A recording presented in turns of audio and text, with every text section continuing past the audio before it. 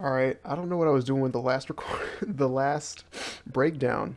I didn't know how to talk very well, so it's been how long? Like almost 2 years since that. What was that song even called? The Brokey remix I did in a day. But it's not important. That's not the point. I'm gonna try to get this YouTube channel jumping again because I think that would be fun just to sit and do something other than make music. I'm gonna do a breakdown of this song just to tell the story of it a little bit. This was a remake of that new Armand Hammer song produced by the great Uncle Al, and I thought the sample was just so beautiful that I had to recreate it. I think I can find an old version. Yeah. Ooh, that's very loud. Oh no.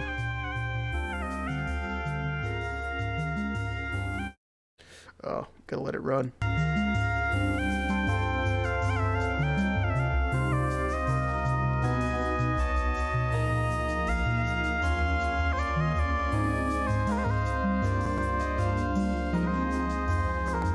Yeah, so good enough, but I thought, you know what, I'm gonna go back and mix it a little more. And in the middle of doing that, I found out that Digital Circus episode 7 was dropping. I watched the whole thing, and I was like, man, that scene where, if you haven't seen it yet, spoilers in 3, 2, 1, Jax starts tripping balls, and I guess that's him abstracting. So I don't know, the psychedelic effects, like the fractals and all that, reminded me of just the way that Dogeared sounds. Every emotion at the same time, especially with like the lyrics. So I thought it would be, I don't know, interesting to pitch it down 200 cents and then just have it be this. Let's just run through each part of this tune, I guess. So the read, this was the most fun part to do besides the bass, I think. The read is just very simple serum. Really hope it's showing on here because sometimes it doesn't. But yeah, this is just one of the default wavetables in serum with low pass that's being key tracked and a little bit of a velocity level, whatever, moving the wavetable a little bit, and then moving the global pitch, I think. Yeah. Oh wait, no, this bypassed because I did it in the effects later. So it doesn't matter, but a little bit of distortion and a smidge of compression, I think. Okay, compressor must be not, threshold must not be low enough. But it's so pitifully simple, like mono, obviously legato, and 16 milliseconds of portamento and a smidge of release, because there's some parts where it just like lingers out. And then in the effects, there's some crazy routing. S tilt, because it was a little bright, even with the low pass, so I just hit it with that. Let me take off the effects.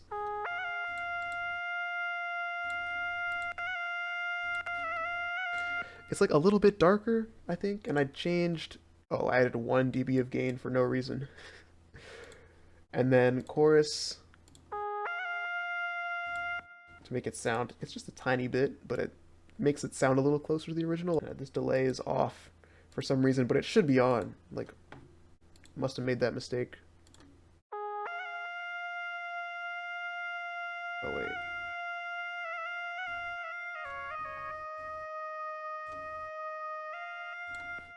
Yeah. Oh man, I think it should have been that. um, I'm still recovering from being sick with this norovirus. We keep going, we keep going. We got EQ. It's a little bit honky, a little bit too bright still, and then like a little bit of low mids that needed some surgery.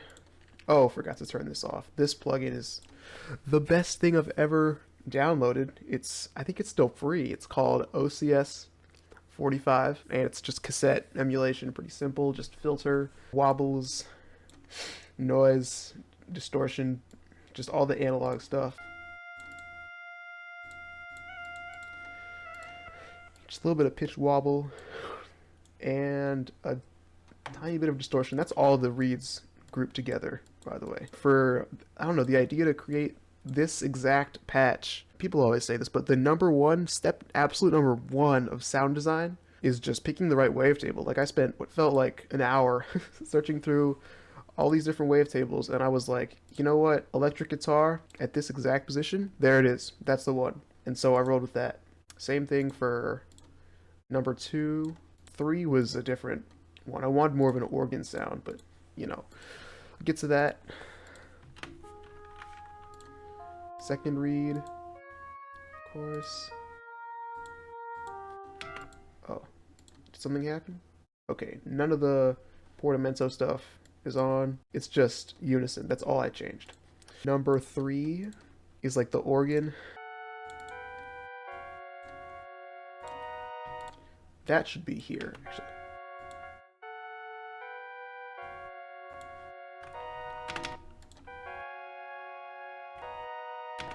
Yeah, I made a mistake. I left this note off on accident because it's sort of kind of important, but it's really hard to mix it in. But it's all good because the song sounds kind of like the kind of like the original. Okay.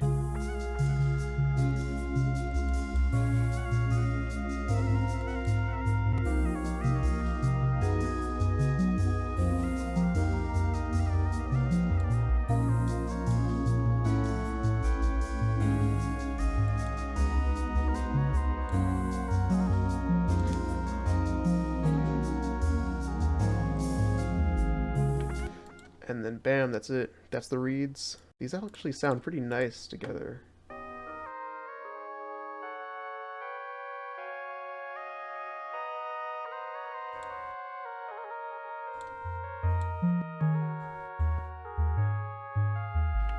And this bass, I mean, if you have ears, you can probably tell what it is. Just one sine wave. Bit of distortion. The envelope set up like that. Velocity, just to control it. If I wanted to, I think I did. And then absolutely nothing. No processing, straight to this bus. And then you got, in the original song, I just heard like a sine wave just sort of underneath the tune, like a tone underneath it. And so I just left it in there. Um, Obviously, that's just one sine wave that plays through the entire thing because it was just there in the sample. And it was just sort of subtly wobbling around in volume, like here. So I just left it like that, no processing at all. And then this was the most annoying and stupid part, was figuring out just the stuff that's in the low mids. This was just, I took a DX7 Xenology patch.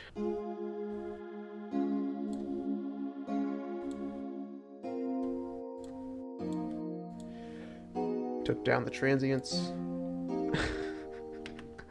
Sometimes I just come back to an EQ like a month later and I'm like, what on earth was I thinking? And this has been perpetually happening for like the entire time I've been making music. I come back to EQs that are just like a ski slope. It's all good because it sounds alright. It fits in the mix. The nylon E piano if you want it. And then I made a pad in Serum that's just crazy. Low passing, hyperdimension, a peak over here for some reason, bunch of reverb, and then another kind of normal EQ. And then you got the two sort of low mid synths. Oh, and they're processed together with another crazy EQ, distortion, and then some hybrid reverb, just for the sake of it.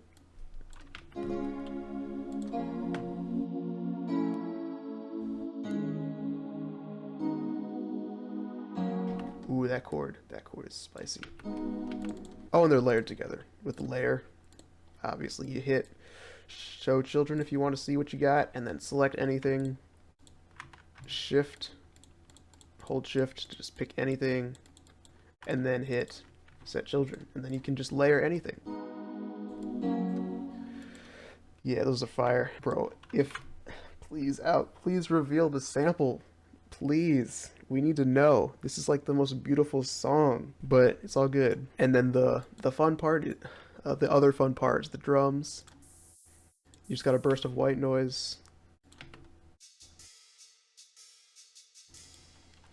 Some jazz rides from somebody's jazz kit. Yeah, it's the default one in here. Yeah, this jazz kit. And then you got the pedal hat nice and low, because, you know,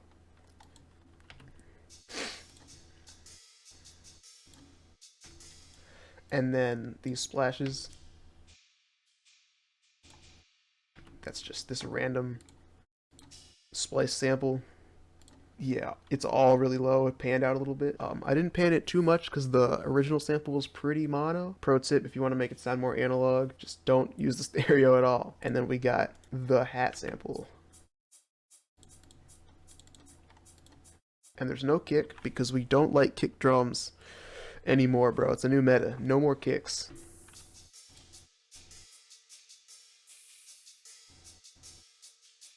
And then one more ride. That's the default one in FL, I think. Oh my gosh. Please edit that out. I just needed water. I just destroyed my microphone. Okay. Is there anything else I could even possibly talk about? The vocals. Kapwani's voice is like the best. Let's take the effects off. Just stem these out real quick. My love runs deep. Yeah.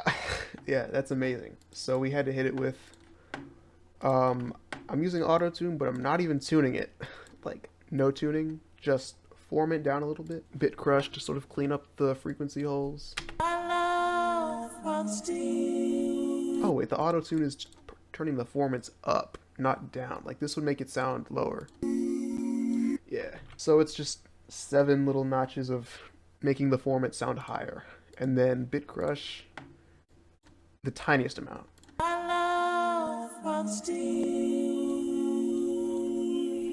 Yeah, you can barely hear it, but you know, it changes things. And then a really long delay to make it just sort of transition smoothly out when the phrase is done. And then just a smidge of EQ. And I left this off, but I wanted a phaser for that sort of trippy feeling.